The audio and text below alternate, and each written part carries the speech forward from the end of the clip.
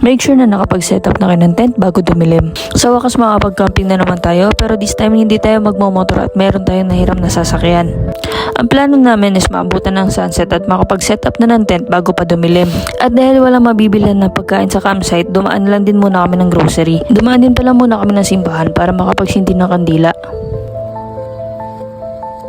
Bumili na din pala kami muna ng buko at naalala namin breakfast pa yung last meal namin. At dahil sa ang dami namin dinaanan, mukhang may mag-set up ng tent nito sa dilim.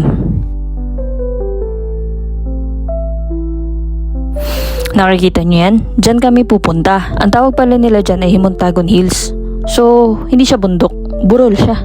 At nang dumating na kami sa area, hindi na kaya ng sasakyan umakyat pa sa may campsite at madulas ang daan. Plano namin lakarin na lang, pero buti na lang may napakiusapan kami na maghatid sa amin papuntang campsite. Kaya guys, kung magka-camping kayo, lalo na sa mga ganito na hindi paid camping site, make sure na nakapag-set up na kayo ng tent before magdilim. Tignan nyo naman kung gaano kadilim at mahirapan talaga kayo mag-set up ng tent. Buti na lang talaga malakas-lakas yung mga dala kong ilaw. Naalala ko lang, madalas may nagtatanong sa akin, bakit ka nagka-camping? Mag-hotel ka na lang, pinapagod mo lang sarili mo. At tama naman sila, nakakapagod nga. Bit-bit mo ang lahat habang umaakyat. Mag-aayos ka pa ng campsite bago ka makapagpahinga. Pero ito lang masasabi ko, ibang kaligayahan natin sa akin ito. Ang mag-camping sa bundok o kahit sa tabing dagat. Iba ang kalma na ibinibigay ng kalikasan. Yung lunti ang paligid. Sa gabi, walang kuryente. Tanging buwan at kumikinang na bituin lang ang ilaw mo. Gigising ka sa tunog ng alon o huni ng mga ibon. Mas masasaksihan mo ang pagsikat at paglubog ni Haring Araw. Sariwa ang hangin. Yan ang pahinga ko. At yan ang hindi ko ipagpapalit.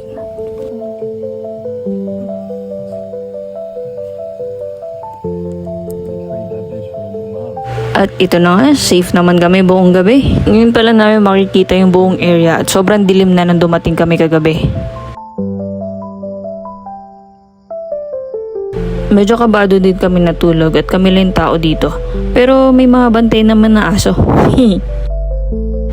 Dapat sa kabilang burol kami magpipitch ng tent kagabi. Kaso nga lang, ayan no, medyo madulas pababa at sobrang dilim na din kagabi.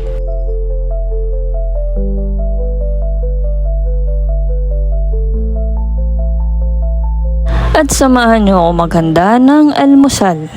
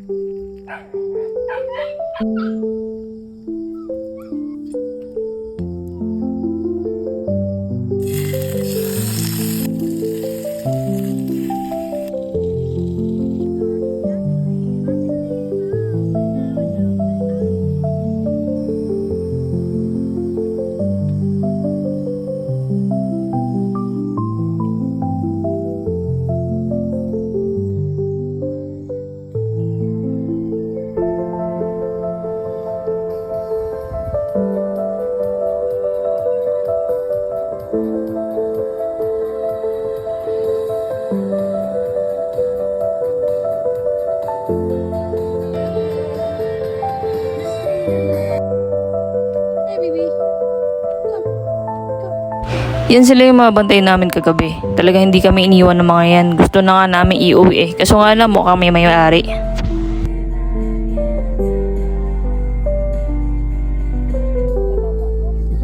No, kung kaligo no. Isay ko kaligo. Aw di basig di lang ko, awa di kaligo. Nanimaho. Ay, pang short videos lang talaga ako. Hindi ako pang vlog, naubusan ako na sasabihin. Dahil maaga-aga pa, naisipan namin libutin muna yung area. Parang gusto kong bumalik dito pero sa susunod magsasama na kami ng iba. Ang problema nga lang dito, dahil hindi siya paid campsite, walang CR. So, kapag magna number 1 ka or magna number 2, magdala ka na lang ng portable potty.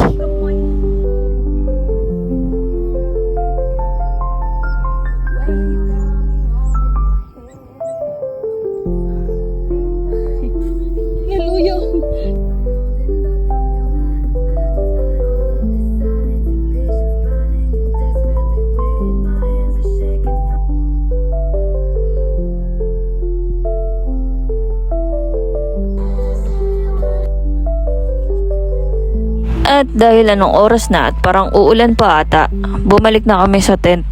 Magliligpit na kami at dahil maaga-aga pa, naisipan namin magpunta sa Kawa Falls kasi malapit-lapit lang din siya dito.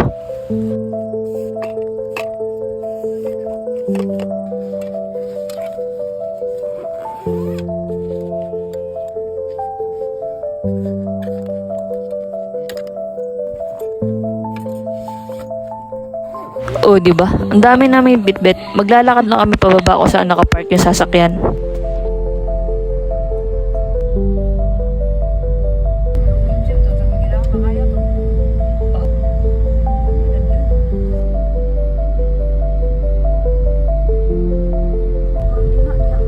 Right one comes along. May konting lakad din pala kapag pumunta ka sa Kawa Falls kasi hindi na makakapasok dito yung sasakyan kahit yung motor.